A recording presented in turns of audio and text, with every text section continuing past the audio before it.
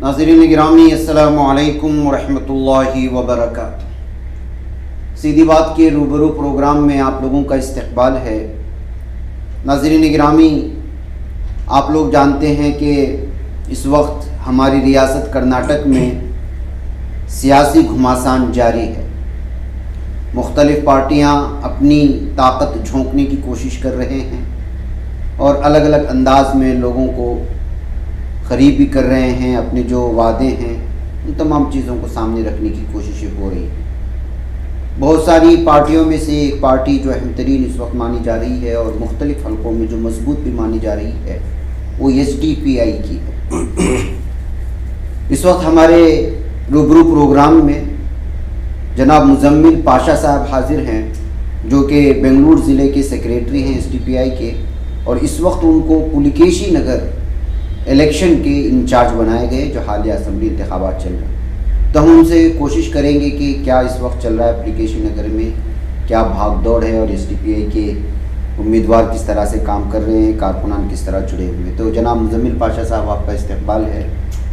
तो SDPI इस बार भी कितनी जगहों पर आपने उतारा है इस वक्त? अस्सलाम वालेकुम जी, ये अल्हम्दुलिल्लाह SDPI जो है 16 असम्बलीज़ में इस बार के 23 के इंतखाबात में जो है हिस्सा ले रही है। अच्छा। मुख्तलिफ असम्बलीज़ में, जबकि एक बहुत ज़बरदस्त दलित और मुसलमानों का जो कॉम्बिनेशन हर बार जो हम सब बात करते आ रहे हैं, उसका एक बहुत अच्छा इस बार के इलेक्शन में पार्टी की तरफ से एक मुजाहरा आप देख सकते हैं कि मुख्तलिफ असम्बलीज़ में जो है दलितों को भी बहुत बड़े पैमाने में जो है 16 असम्बलीज़ में दलितों का बहुत बड़े पैमाने में उनको भी आप लोगों ने कैंडिडेट बनाए हैं। कैंडिडेट के तौर पर जो है बहुत स्ट्रांगली वहाँ पर एक फाइट अपोजिशन जो कम्युनल फोर्सेस के साथ में अल्हम्दुलिल्लाह एक चल रही है। तो क्या आप लोगों ने जो है लोगों के सामने भरोसा दिया है कि वैसे तो आप ज़मीनी सतह पर काम करते ही रहते हैं, इलेक्शन के मौके पर ही नहीं,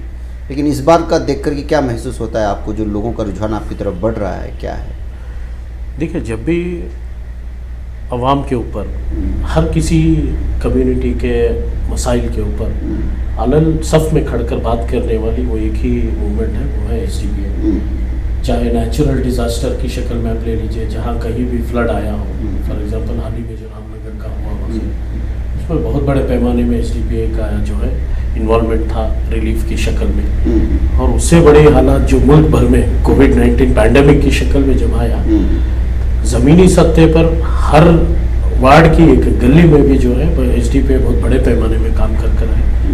और बहुत अफसोस भी होता है कि ये रिलीफ के वक्त में हमारे 4 कैडर्स भी शहीद हुए हैं कोविड के वक्त, कोविड पॉजिटिव आने की शक्ल से, जो कोविड वॉरियर्स बनकर फील्ड में 24 घंटे काम कर रहे थे, कई ऑक्सीजन की सप्लाई करने की शक्ल में, या कई राशन किट्स डिस्ट्रीब्यूशन की शक्ल में, तो कई फर्स्ट एड्स जो इमीडिएट जैसे पॉजिटिव केसेस आ रहे तो उसे जो इमीडिएट जो भी क्वारंटाइन का एक था उस सब में काम करने वाले 4 भाई भी जो है शहीद हुए हैं हमारे पार्टी के कैडर्स। तो ऐसा हर वक्त जो हमारी एक कोशिश रही है कि सारी इंसानियती को जो है एक मिसाल के तौर पर हम लोग बनकर और बिलखुसूस इस असम्बली के इंतखाबात में सबसे बड़ा हमारा अहम मुद्दा है। आप दूसरे असम्बलीज़ को अगर उठाकर देखेंगे, चाहे मल्लेश्वरम हो या दूसरे हाईली डेवलप्ड असम्बलीज़ हो, वहाँ की डिमांड जो है, हमें स्विमिंग पूल्स चाहिए, हाईटेक लेबोरेटरी लाइब्रेरीज चाहिए, एक बहुत बड़ा multi speciality sports utility park चाहिए बोलकर। मगर जहाँ पर अक़लियत की मेजॉरिटी ज़्यादा है, ऐसे असम्बलीज़ में पानी 15 दिन या 30 दिन में एक बार आ रहा है। हमें वारन में एटलीस्ट एक बार, 8 दिन में एक बार हमें पानी सप्लाई कीजिए। एजुकेशन सिस्टम जो बद से बदतर है, हाई स्कूल्स आप अगरचे देखेंगे, मैं पुलिकेशी नगर का इंचार्ज बन कर आया हूँ, तो यहाँ का जो अक्सर हम लोग दायरा किया है, DJLD की एक ऐसी स्कूल है जो इतना बड़ा एक कंपाउंड, इतनी बड़ी जगह है, वहाँ पर अगरचे चाहते हैं हमारे लीडर्स जो अपने आप को जो सेकुलर पार्टी से नुमाइंदे चुनकर सालों से जो आ रहे हैं, अगरचे चाहते तो वहाँ पर मैं समझता हूँ एक इंजीनियरिंग कॉलेज तक वहाँ पर गवर्नमेंट की तरफ से ला सकते थे, इतना बड़ा वहाँ पर मैदान है। मगर आज वहाँ पर बेसिक हाई स्कूल कि फैसिलिटीज तक नहीं है। बच्चियां जो है रोड के ऊपर ग्राउंड में भरी धूप में ग्राउंड में बैठकर पढ़ती है, और वहाँ का स्ट्रक्चर आधा हिस्सा जो है एंटी एलिमेंट जो है जो गांजा मारने वाले हैं अलग अलग जो है ऐसे लोग अक्वायर कर रखे हैं। तो 4-5 बजे के बाद में वहाँ पर जाने के लिए नहीं देते हैं, और नई इमारत बोलकर बनाए हैं, आधी इमारत मुकम्मल हुई है और आधी ऐसे ही अनकंस्ट्रक्टेड छोड़े हैं जिसमें पूरे तरीके के एंटी कॉन्स्टिट्यूशनल एक्टिविटीज़ चलते हैं। ऐसे सब अगर आप देखेंगे तो यहाँ के तबक़ात जहाँ पर माइनॉरिटीज़ का ज़्यादा रिप्रेजेंटेशन है वहाँ पर हमें सबसे ज़्यादा हेल्थ पर काम करने की ज़रूरत है, और एजुकेशन के ऊपर, और बेसिक एम्यूनिटीज़ जिसे हम लोग रोडों का एक मोरी का मसला हो या रोड का मसला, ऐसे मुद्दों पर हमें बहुत ज़रूरत है बोलकर सबसे ज़्यादा हमारा एक मेजर डिमांड जो है इस बार के मैनिफेस्टो में हम लोग ये बेसिक ज़रूरतें जो है इंसान जीने के लिए जो रोटी कपड़ा और मकान की जिसे हम बात करते हैं, तो ऐसे चीज़ों पर फोकस कर रहे हैं। और इसके अलावा जो जब कॉन्स्टिट्यूशनल एक फंडामेंटल राइट्स की जब बात आती है, मुसलमानों का या दलितों की बराबरी का जो हक है, तो उस हक के लिए भी जो है आवाज़ उठाने की एक हम लोग उसमें एक ये भी रखें। तो पुलिकेशी नगर में अभी जो कैंपेनिंग चल रही है, घर घर डोर जो कैंपेन चल रही है, जो आपके उम्मीदवार हैं वो उनकी तरफ लोगों का रुझान बढ़ रहा है? देखिए, BR भास्कर प्रसाद जो हमारे स्टेट के जनरल सेक्रेटरी हैं, पार्टी में आने से पहले जो है दलितों के बीच में तकरीबन 25 साल से इनका एक एक्टिविज्म चलते आ रहा है। ये कोई नई शख्सियत नहीं है, कहीं 2 जगह कहीं पर सीट नहीं मिली यहाँ पर लाकर डाल दिए बोलकर ऐसा कुछ का ये नहीं है। भास्कर प्रसाद जो है CA NRC के वक्त पर जब सबसे ज़्यादा आफत मुसलमानों को थी उसमें, उस वक्त पर सारे कर्नाटक में जितने भी बड़े बड़े एहतजाज हुए हैं उसमें बढ़ चढ़ कर ऑर्गेनाइज करने में भास्कर प्रसाद का एक बहुत बड़ा कंट्रीब्यूशन था उसमें।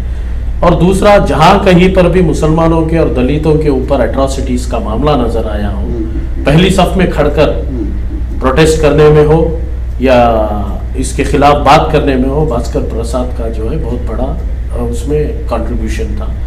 और इन चीज़ों के लिए जो है इनके ऊपर बहुत सारे केसेस भी पड़ कर हैं। अच्छा, दलित और मुसलमानों के लिए आवाज़ उठाने की वजह से बहुत सारे केसेस भी पड़ कर हैं। तो मैं समझ सकता हूँ कि पुलिकेशी नगर असेंबली जब से बनी है ये हल्का, तब से लेकर अब तक ऐसा एक कैंडिडेट यहाँ पर कोई पार्टी ने फील्ड नहीं किया है। तो इस बार यहाँ की आवाम में भी जब हम लोग जा रहे हैं, हर यहाँ पर तकरीबन 7 वार्ड से टोटल एक 2,35,000 वोट्स का एक और टोटल असेंबली का वोटर्स है यहाँ पर। इसमें तकरीबन 1 लाख जो हेड काउंट किए हैं, 1,35,000 मुसलमानों के वोट हैं, और तकरीबन 40 पर 5,000 45,000 दलितों के वोट्स हैं। और दलित भी कौन से दलित आप अगरचे बोलेंगे, इसमें जो पिछले आपके जो कैंडिडेट्स हैं ये जो है एक पर्टिकुलर बोवी कम्युनिटी से संबंध रखते हैं। तो इनकी कम्युनिटी के वोट्स यहाँ पर इनको आप सिर्फ कर्नाटक में एक ही इन लोगों को SC का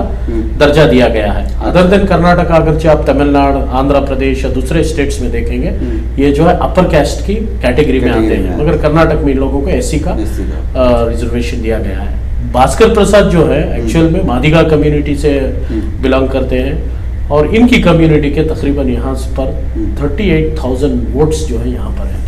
तो अल्हम्दुलिल्लाह, और पूरे कर्नाटक का अगर आप एक दायरा करेंगे, जितने भी SC कम्युनिटीज से यहाँ पर जीत कर रही है पूरे बोवी कम्युनिटीज के, जो एक्चुअल जिसे अछूत हम लोग कहते हैं, दलितों में भी लेफ्ट एंड राइट की जब बात आती है, इसमें एक्चुअल अगर आप देखेंगे तो मादिगा कम्युनिटी के कोई भी एक MLA नहीं है। तो इस वजह से दलितों का जितना भी यहाँ पर वोट है सारा जो है इकट्ठा होकर भास्कर प्रसाद के पास जो है एक फैक्टर, बहुत बड़ा फैक्टर भास्कर सर के साथ काम कर रहा है। और जैसा मैंने बताया 25 साल का जो इनका एक्टिविज्म है, जितने भी दलित संगठन यहाँ पर बने हैं, सारे दलित के संगठन जो है भास्कर सर के साथ में शाना बशाना जो है खांधे से खांधा मिलाकर अल्हम्दुलिल्लाह चल रहे हैं। वहाँ BSP भी अभी एक्टिव हो चुकी है, उनके साथ भी दलित जा सकते हैं, कांग्रेस के साथ भी दलित जा सकते हैं। देखिए, BSP के कैंडिडेट कौन है ये आपको मालूम है? मैं नाम नहीं ले रहा हूँ, जरूरत में मार्केटिंग हो जाएगी जी। तो इनका एक, इनके पीछे एक जो बहुत बड़ी तहमत है ये भी आप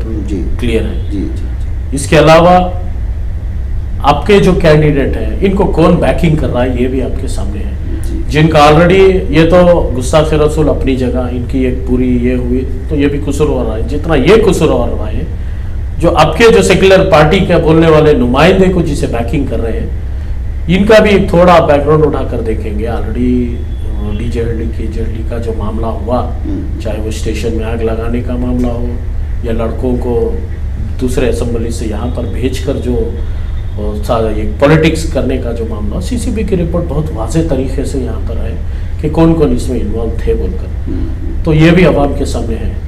हम लोग जितना गुस्ताखे रसूल के बारे में बोल रहे हैं, जो 4 शहीद हमारी कौम के हुए हैं उस दिन नौजवान, ये स्टेशन के ऊपर आग लगाने की वजह से फायरिंग करनी पड़ी पुलिस वालों को। तो इसके पीछे कौन साजिश की है, ये भी हमारे सामने बहुत क्लियर है। तो ये सभी अवाम क्या है, आज उंगलियों के बीच में जो है टेक्नोलॉजी आने की वजह से अवाम हर तरीके से फ्रैक्शन ऑफ सेकेंड्स में, चाहे दुनिया में कोई भी एक न्यूज़ हो, फ्रैक्शन ऑफ सेकेंड्स में आपके पास मोबाइल में हाजिर हो जाती है। तो इस तरह वोटर जो है बहुत बेदार है। और अल्हम्दुलिल्लाह जहाँ तक हमारा कैडर बेस्ड सिस्टम होने की वजह से हमारा तो कोई पेड रिसोर्स नहीं है कि हम लोग पैसे दें और इलेक्शंस के टाइम पर आकर काम करें, तो ऐसा नहीं। अल्हम्दुलिल्लाह कैडर बेस्ड होने की हैसियत से पूरा बेंगलुरु में हम लोग सिर्फ 2 ही जगह कंटेस्ट कर रहे हैं, एक सर्वज्ञ नगर और एक पुलिकेशी नगर। तो जितना भी हमारा बेंगलुरु का रिसोर्स है, सारा रिसोर्स जो है 2 जगहों पे काम कर 2 जगहों पे काम कर रहे हैं। इसके अलावा नौजवान साथियां जो जेल में थे हमारे साथ, क्योंकि मैं भी वो केस का एक विक्टिम हूँ, तकरीबन 500 लोग वहाँ पर थे। तो इनकी दिन रात जो है एक दूसरे का हम लोग दर्द बांट कर जेल में हमारी जिंदगी जो है गुजारे थे। जो वक्त था हमारा जेल का एक साथ गुजारे हैं, तो वो एक पर्सनल बॉन्डिंग जो है अल्हम्दुलिल्लाह इस बार बहुत पॉजिटिव तौर पर हमें यहाँ पर देखने, हर आदमी दिलो जान से काम कर रहा है, दोनों। जब भी डोर टू डोर जा रहे हैं तो उनका एक ऐसा, कई बास जगह तो ऐसा है कि आप लोग घर में जाकर बैठ जाए इंशाल्लाह। इस बार कोई भी डाइवर्शन या कंफ्यूजन के बगैर, चाहे कोई भी आकर क्या बोलते हैं उसे, एक प्रेशर ग्रुप बनाकर ये इलेक्शंस के टाइम पर आप देख सकते हैं कि बाज लोग जो है 5 साल कहीं पर भी नजर नहीं आते, इलेक्शंस जैसे ही नजर आता है अपने आप को एक मुसलमानों की प्रेशर ग्रुप या मुसलमानों के एक हम लोग जो है लीडर्स बोलकर सामने आकर एक कंफ्यूजन फैलाने की कोशिश करते हैं। तो उस कंफ्यूजन का भी ये लोगों में क्लियर हो गया। 2018 के इलेक्शन में सबकी एक ही कोशिश थी कि कम्युनल फोर्सेस को हम लोग दूर रखें, अलग अलग फेडरेशंस बनाए गए, अलग अलग प्रेशर ग्रुप बनाए गए। उसके बावजूद जो 14 MLAs जो बिके कांग्रेस के और 12 MLAs जो बीजेपी के बिके, आज भी वो जख्म ताज़ा है दलितों में और मुसलमानों में। तो इस वजह से इस बार वो फंडा भी जो है सेकुलर, अपने आप को सेकुलर पार्टीज बोलने वालों का वो फंडा भी इस बार में कामयाब नहीं आएगा। तो एक अल्हम्दुलिल्लाह बहुत अच्छी कोशिश हमारी भी जारी है इंशाअल्लाह। तो पुलिकेशी नगर में जो है इस वक्त आप पूरे दिलो जान से लोगों को जमा करके कर रहे हैं। पुलिकेशी नगर में इस वक्त अगर इंसाफ के तौर पर देखा जाए तो आप किस नंबर पर देखे जा रहे हैं कि मुकाबले में फर्स्ट, सेकंड, थर्ड क्या कह सकते हैं? इलेक्शंस के माहौल में क्या है, हर पार्टी जो है अपना ही ये करती है, तो उसमें फाइट जो है बराबर की चल रही है। इसमें देखिए थर्ड का कोई ऑप्शन ही नहीं है इसमें। क्यों बोले तो वो कैंडिडेट नया है, कैंडिडेट के बहुत सारे मसले हैं लैंड ग्रैबिंग में। एग्जिस्टिंग MLA को हम लोग कंपाउंड के नाम से जानते हैं। अब ये दूसरा जो कैंडिडेट आया है वो एकरों के हिसाब से जो इनका बहुत बड़ा एक घोटाला है बोलकर हम लोग नहीं बोल रहे हैं। जब भी कैनवेसिंग के लिए निकलते हैं तो उस वक्त में ये सभी चीजें अवाम की तरफ से निकलती आ रही है। पहले तो इसको दिया, अभी एक बड़े इसे लेकर आकर रख रहे हैं बोल के। तो कम फाइट जो है यहाँ पर सिर्फ 2 ही लोगों की है। तो इस वजह से क्या है, इलेक्शंस में जब तक आप पोलिंग नहीं कर सकते, ये एग्जैक्टली हम लोग नहीं बता सकते। तो इसमें क्या है, अल्हम्दुलिल्लाह जो आवाम का एक फीडबैक या रिस्पांस जो आ रहा है, अल्हम्दुलिल्लाह हमारी तरफ बहुत बड़ा एक रुझान है। तो बास उलमा इकराम भी जो है इसमें हमारी तायद में आ रहे हैं खुलकर। अच्छा, अल्हम्दुलिल्लाह वो एक इस इलेक्शन में हमारे लिए बहुत बड़ा एक पॉजिटिव जो है आप उसे बोल सकते हैं। अच्छा कि मुख्तलिफ इदारों के, मुख्तलिफ मसाजिद के उलमा इकराम भी जो है बहुत बड़ी तायद में हमें पुलिकेशी नगर असेंबली में बिलखुसूस जो है बहुत बड़े पैमाने में हमारी तायद कर रहे हैं। वो एक बहुत पॉजिटिव है हमारे लिए। अच्छा, एक अभी अक्सर हम लोगों को प्रॉब्लम भी ये होता है कि जो है इलेक्शन के मौके पर हम लोग कैंपेनिंग करने वाला खुद वोट करने नहीं आता। वो सिलसिले में आप कुछ बेदारी कर रहे हैं क्या कि वो लोग हर घर का फर्द जिसके पास भी वोट डालने का हक है वो वापस आए और वोट तक जो है वो हक कर अपना किराएदार इस्तेमाल करे? सर इसमें एक तो पहली तरतीब जैसा आप बताएं, वोट डालने के वक्त पर जो जिम्मेदारी लिए हैं वो अपनी जिम्मेदारियां संभालने में रहते, वोट डालने नहीं जाते बोलकर।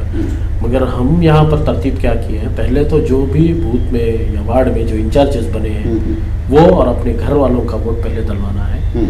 ये उसके साथ साथ एक बहुत ही सिस्टमेटिक तरीके से क्या है, पोलिंग परसेंटेज इस बार बढ़ाना बोलकर एक बहुत ही सिस्टमेटिक तरीके से हम लोग काम करें। तो अल्हम्दुलिल्लाह हर एक फर्द जो है, क्योंकि वहाँ पे बहुत ही काम नहीं होता, कैंपेनिंग हो जाती है, बहुत सारा कुछ हो जाता है, लेकिन वोटिंग का जो मसला होता है वहाँ पे आकर के अक्सर फंस जाते हैं लोग। उस पर काम करना बहुत ज़रूरी है। आप अगर चेक हमारी स्ट्रैटेजी से अगर आप स्टडी करेंगे, ये हमारी बड़ी बड़ी रैलियां करना या बड़े बड़े स्टार कैंपेनर्स को बुलाकर या फिल्म स्टार्स को बुलाकर रोड शोज करना, ये हमारी स्ट्रैटेजीज नहीं है। हमारी स्ट्रैटेजी एक ही है, डोर टू डोर जाना है। एक तो आज के हालात किस तरह हमारे पर हावी हो रहे हैं इसका एक अवेयरनेस करें, और दूसरा हमारा वोट क्या हमारे लिए मायने रखता है, तो इसका हम लोग काम कर रहे हैं। तो इसी तरह जैसा हम लोग तवज्जो बड़े रैलीज पे या प्रोग्राम जो नहीं देते, तो हमारा सबसे ज़्यादा तवज्जो पोलिंग परसेंटेज बढ़ाने में रहता है। तो शायद ये दूसरे पार्टीज को दिक्कत होती होगी, क्योंकि उनके ज़्यादातर जो शो ऑफ बिजनेस ही ज़्यादा चलता है, जबकि पोलिंग की बारी आती है तो उसके ऊपर तवज्जो ही नहीं देते। बट हम लोग जो है इसमें ज़्यादा तवज्जो पोलिंग परसेंटेज पे ही देते हैं, तो हमें इसमें कोई दिक्कत होने वाली नहीं है। और इस बार एक बहुत, जैसा मैं बताया, एक सिस्टमेटिक तरीके से हम लोग प्लान किए। उस प्लान के तहत इंशाल्लाह पोलिंग भी जो है बहुत बड़े पैमाने पे आप देख सकते हैं कि कितनी परसेंटेज यहाँ पर हुई है पोलिंग होने के बाद। अच्छा, आखिर में आप अगर अपने हल्के के, चूँकि आप पुलिकेशी नगर इलेक्शन के इंचार्ज हैं, कुछ हल्के के लोगों को आप अगर अपील करना चाहते हैं, कुछ बोलना चाहते हैं, ज़रूर बोलें। मैं पुलिकेशी नगर की आवाम से एक पर्सनली आप लोगों से गुजारिश करता हूँ, हर बार जो है हम लोग एक सेक्युलर पार्टीज़ को हमारा नुमाइंदा समझकर हम लोग भेजे हैं। जब भी हमारे पर हालात आए, जैसा मैंने कहा कि एजुकेशन का हो, हेल्थ का मसला हो, ये चीज़ों पर बात नहीं करते, ये चीज़ों की सहूलियत कर नहीं देते। इसके अलावा जब भी हमारे पर कई हिजाब के मामले पर हमारी और तुम्हारी बेटियों को रोड पर खड़ा कर स्कूलों में हिजाब उतारा गया, उस वक्त पर एक सेक्युलर पार्टी का और स्टेट प्रेसिडेंट होते हुए डायरेक्शंस नुमाइंदे को देता है कि इस बुनियाद पर कोई, इस मकसद पर कोई, इस मसले पर कोई बात नहीं करेगा बोलकर। और अलग अलग मसाइल जब हमारे सामने है, चाहे वो अजान का मामला हो, हिजाब का मामला हो या गौकशी का मामला हो, ऐसे मसलों पर सेक्युलर पार्टीज बोलने वाले खुद जो है बात करने के लिए तैयार नहीं होते, क्योंकि बात करने के लिए नुमाइंदों को अपने हाई कमांड्स की परमिशन लेनी पड़ती है। मगर अल्हम्दुलिल्लाह एसडीपीआई में कोई भी एक हाई कमांड का कॉन्सेप्ट नहीं है। जो भी लीडर्स इलेक्ट होकर आते हैं वो सिर्फ और सिर्फ आवाम की खिदमत के लिए इलेक्ट होकर आते हैं। तो मैं पुलिकेशी नगर की आवाम से गुजारिश करता हूँ, ये एक मौका आप लोग BR भास्कर प्रसाद को देकर देखिए, जिनका सीरियल नंबर 8 और ऑटो का निशान है। इनके लिए, इनके बारे में अगर आपको ज़्यादा इन्फॉर्मेशन मालूम करनी है तो आप यूट्यूब पे जाकर सिर्फ BR भास्कर प्रसाद कर टाइप कीजिए। कितने मसलों पर, दलितों और मुसलमानों के मसाइल पर सामने खड़कर पहली सफ में ये आवाज़ उठाएं, आप खुद जो है देख सकते हैं। तो ऐसे नुमाइंदे को अगर आप दूसरे कैंडिडेट्स को भेज रहे हैं तो दूसरे पार्टीज का सिर्फ ये एक नंबर बढ़ सकता है, बस उतना ही। मगर आप एसडीपीआई के कैंडिडेट्स को भेज रहे हैं तो अवाम की आवाज़ बनकर असेंबली में, विधानसभा में गूंजेगी। तो मैं आप लोगों से गुजारिश करता हूँ, आने वाली नस्ल के लिए, बच्चों के बेहतर फ्यूचर के लिए, बिलखुसूस पुलिकेशी नगर एक मॉडल असेंबली बनाने का जो ख्वाब एसडीपीआई देख कर है, उस ख्वाब को पूरा करने के लिए मैं तमाम व्यूअर्स को एक गुजारिश करता हूं कि पुलिकेशी नगर में आपका वोट जो एक हक की गवाही है, वो एक सही हक परस्त पार्टी को और एक नुमाइंदे को देकर कामयाब करें, जिनका सीरियल नंबर है 8 और ऑटो का निशान है। अस्सलाम वालेकुम, जय हिंद, जय एसडीपीआई। तो नाज़रीन गिरामी, ये हमारे जनाब मुज़म्मिल पाशा साहब थे जो आप लोगों से कुछ बातें कर रहे थे। बहरकैफ मुझे और मुज़म्मिल साहब को यहाँ पर इजाज़त दें, और उन्होंने बहुत सारी बातें पुलिकेशी नगर हल्के को लेकर के कही हैं, और भी बहुत सारी चीज़ें इस पर गौर करें। अस्सलाम वालेकुम वरहमतुल्लाहि वबरकातुहू। बच पाता है कोई सहाफ़ी की निगाहों से, मिलाता है ये लोगों को मोहब्बत की पनाहों से। करम और दर्द मंदी का है एक संसार सीधी बात। अज़ीमत जुर्अतो हिम्मत का है इज़हार सीधी बात। अज़ीमत जुर्अतो हिम्मत का है इज़हार सीधी बात। ये चैनल हक निगर बनकर कुचल देता है फितनों को।